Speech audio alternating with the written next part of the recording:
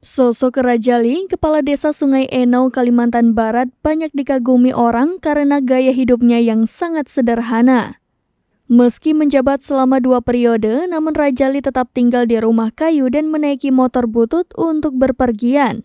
Sosok Rajali pun viral di media sosial usai beredarnya video saat dirinya melakukan persiapan untuk melakukan upacara bendera 17 Agustus lalu. Sebenarnya dari persiapan Rajali dan istri untuk menghadiri upacara bendera tidak ada yang spesial. Namun warganet justru fokus dengan kondisi rumah Rajali yang tak seperti pejabat pada umumnya. Terlebih saat ini ia sedang menjalankan masa jabatan di periode kedua kepemimpinannya. Pada sebuah video yang viral, tampak Rajali dan istri terekam sedang melakukan persiapan sebelum menghadiri upacara bendera untuk perayaan 17 Agustus. Tampak Rajali dan istri keluar dari rumah berdinding kayu berwarna putih. Bahkan untuk menuju ke lokasi upacara, Rajali dan istri menaiki sepeda motor keluaran lama. Video itu kemudian menuai pujian dari warganet karena menilai Rajali sebagai pemimpin yang tidak memanfaatkan jabatannya dan tetap mengabdi kepada masyarakat.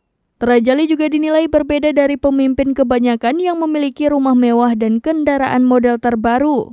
Melansir unggahan TikTok @sabri_atm, banyak warganet yang memberikan pujian pada Rajali dan mendoakannya agar tetap amanah dalam menjalankan tugas.